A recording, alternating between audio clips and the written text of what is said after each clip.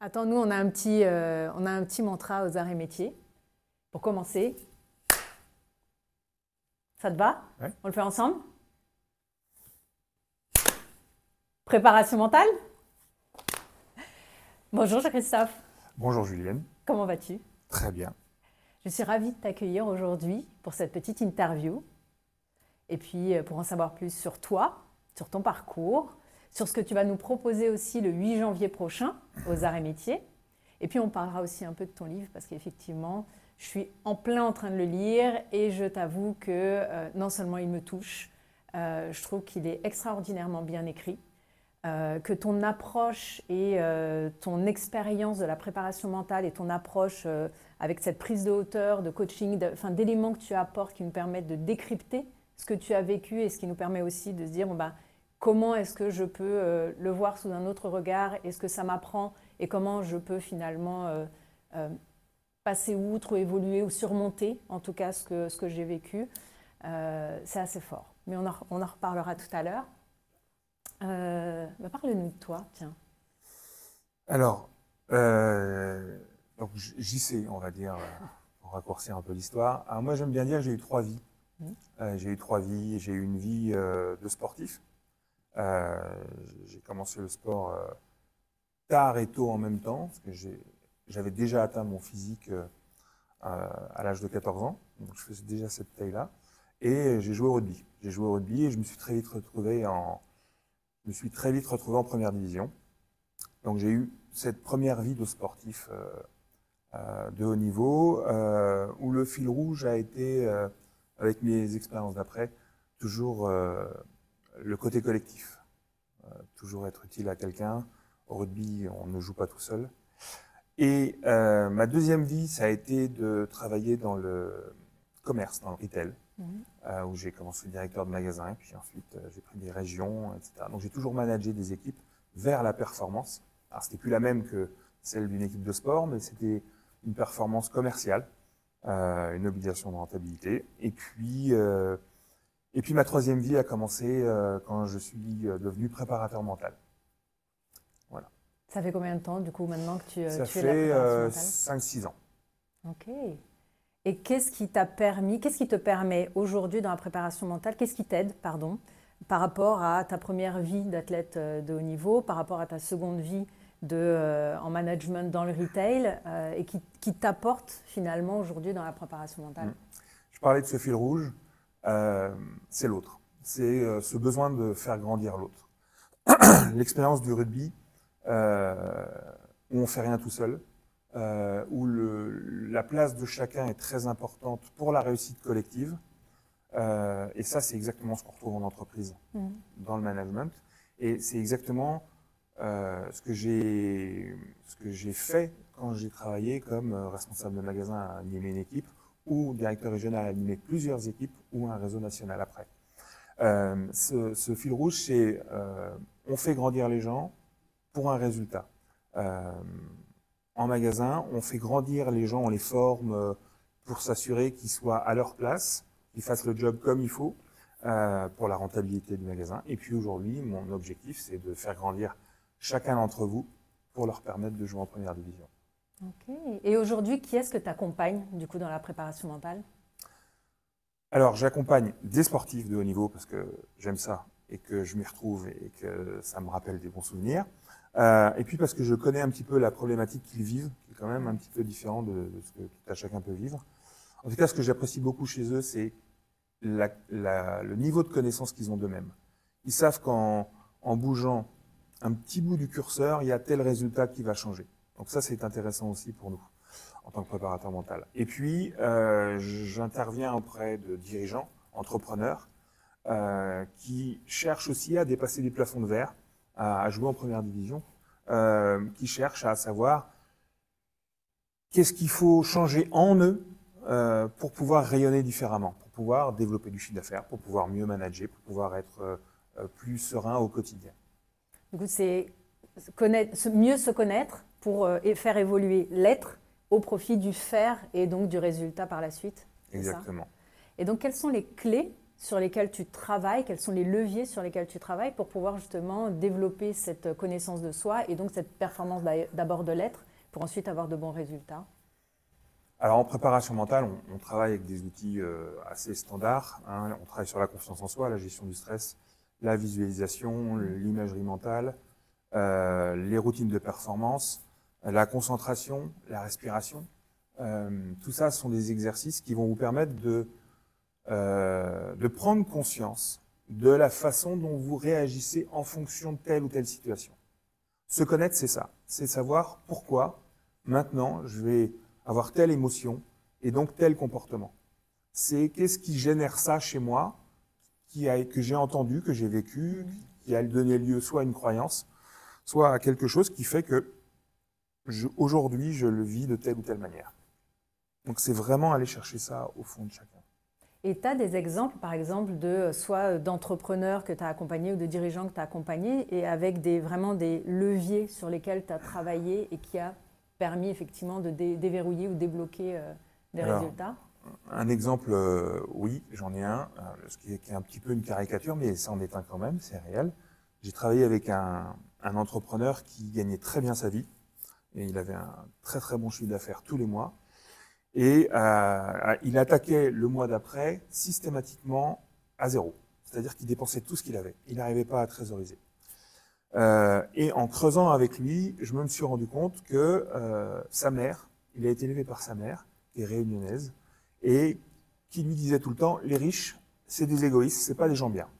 C'est des gens qui sont... Donc pour lui, il voulait absolument pas décevoir sa mère, et il ne pouvait pas conserver de trésorerie ou d'argent. Et tout ça, c'était bien sûr inconscient. C'était inconscient. Donc on a mis le doigt dessus. Donc, une fois qu'il a pris conscience de ça, il s'est rendu compte qu'il n'était pas la source du problème, et que c'était plutôt pour faire plaisir à. Et en fait, la solution qu'il a trouvée, c'était le rêve de sa mère, c'était d'avoir un petit bungalow au bord de la mer à La Réunion.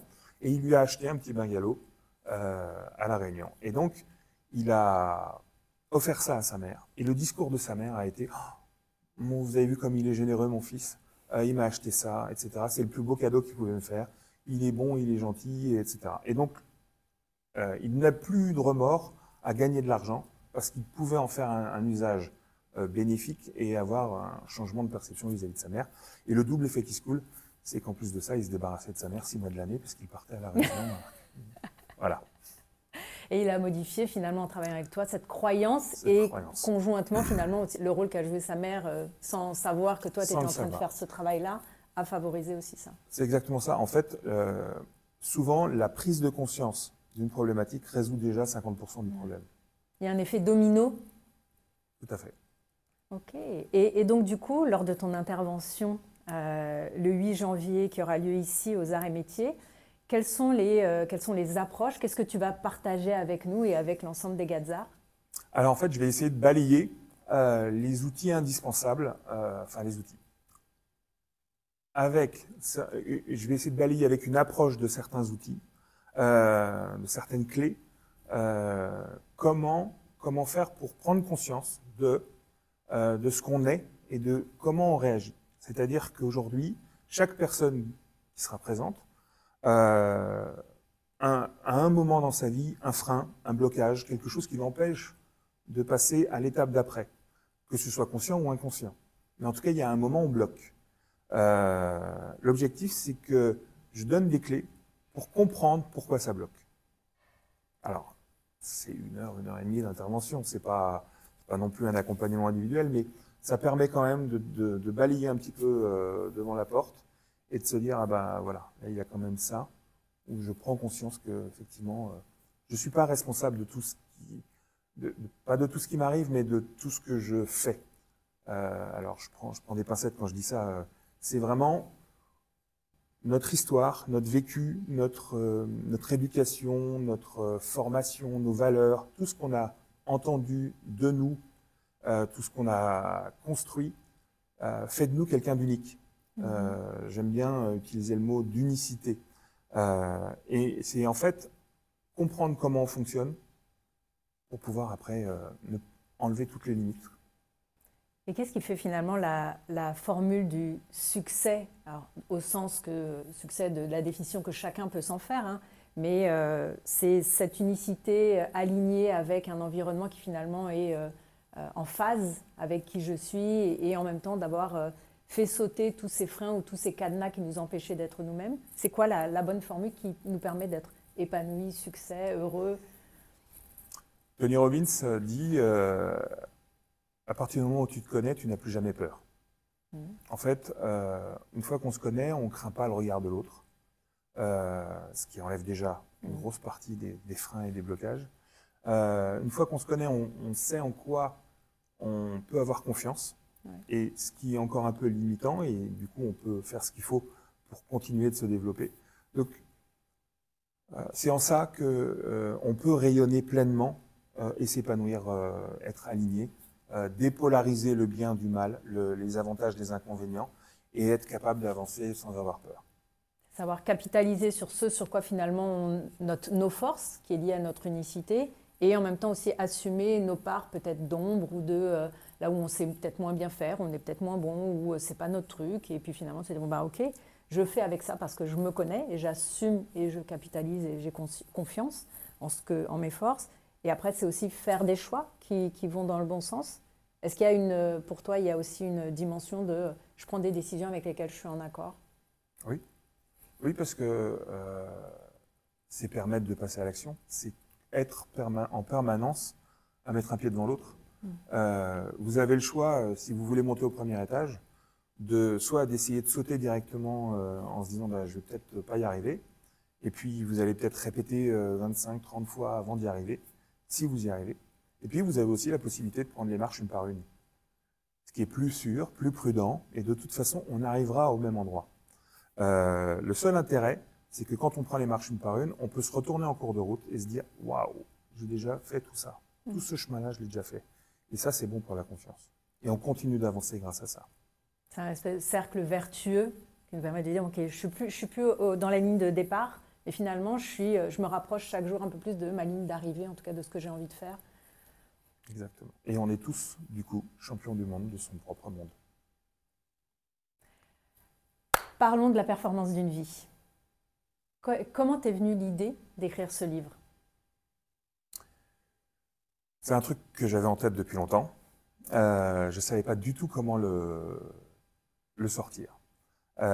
Comment sortir une histoire qui était la mienne, que j'avais vécue avec tout ce que ça peut engendrer. Il y a des choses qu'on traîne pendant 10 ans, 20 ans, 30 ans, voire plus. Mais c'était comment le sortir. Je savais que ça me ferait du bien de le sortir, de l'écrire. J'avais quelques doutes sur ma capacité à écrire la totalité d'un livre. Encore une fois lié à ma confiance, hein, ça c'est toujours pareil. Et en fait, suite au décès de ma mère, je me suis dit que ça valait le coup de mettre sur papier ce que j'avais vécu et de montrer au monde que on peut continuer d'avancer malgré les difficultés. Alors, j'ai pas vécu des difficultés pires ou mieux que certains, que tout le monde même. J'ai vécu ce que tout le monde peut vivre, la maladie, l'addiction, le deuil, de près ou de loin. Et il fallait que je le sorte pour pouvoir dire que en vivant ce genre de choses, on peut continuer de grandir. Et on peut en faire une force plutôt que garder ça en douleur. En fait, j'aurais pu l'intituler Transformer les douleurs du passé en force d'aujourd'hui. Ça aurait pu être le titre du film. Prochainement. Peut-être un lapsus. Qu'est-ce qu'on y trouve, du coup, dans ce livre? Un lecteur qui aimerait le lire, le découvrir, qu'est-ce qu'il va y trouver? Alors, il va y trouver, bien sûr, une partie de ma vie. Mais ce que je veux, c'est que ma vie soit l'illustration des problèmes que chacun peut vivre, dans lesquels chacun va se retrouver. Et il va y trouver surtout des leçons ou des clés à la fin de chaque chapitre pour se dire, OK, je l'ai vécu comme ça, mais je peux le vivre d'une autre façon. La représentation de ce qu'on se fait, de ce qu'on a vécu, peut être modifiée par la volonté. On peut décider de vivre les choses autrement. C'est pas parce qu'on a vécu avec un boulet au pied toute notre vie que le jour où on nous donne la clé, il nous dit non, je l'ai eu toute ma vie, il faut que je le garde. on ne peut pas se positionner en victime toute sa vie si on veut continuer d'avancer. Et du coup, quelle est la leçon que retient le lecteur à la fin? Quels sont les retours que toi, tu as déjà eus des lecteurs, parce que le livre est sorti cette année? Quels sont déjà les retours que tu as pu avoir? Alors, je ne sais pas s'il y a une leçon à retenir. En tout cas, c'est les retours dépassent un petit peu ce que je m'étais fixé, pas comme objectif, mais les intentions que j'avais de prime abord. Et je pense que ça touche, ça va beaucoup plus loin que ce que j'imaginais. Qu'on soit parent, qu'on soit pas victime, mais qu'on ait vécu ce que j'ai pu vivre. Et je pense que la prise de conscience, de se dire il y a une porte de sortie à ce que je vis, je pense que c'est la prise de conscience principale de ce livre. C'est de se dire rien n'est jamais foutu pour la vie, quoi. Moi, j'ai mis 30 ans pour certaines, voire 40, pour m'en sortir et pour comprendre que je pouvais fonctionner différemment. Si je peux aider certaines personnes à voir les choses autrement au bout de 2 ans, 3 ans, 5 ans, eh ben, c'est tant mieux. Jean-Christophe, JC, merci infiniment. Merci de ta présence. Merci d'avoir accepté de répondre à ces questions. Merci d'avoir accepté aussi de nous faire l'honneur de t'accueillir le 8 janvier donc pour la conférence ici aux Arts et Métiers. Et puis, on est en train aussi de travailler ensemble, de proposer des ateliers qui suivront cette conférence pour pouvoir aller plus loin, en profondeur. Merci aussi pour ce que tu apportes avec l'écriture de ce livre et ce que tu apportes dans ta mission de vie, finalement. Merci pour ce retour et puis pour cette invitation dans ce lieu magnifique. Voilà, je suis impatient de pouvoir partager tout ça avec vous. Merci. Merci à toi. Oh. Merci. Merci.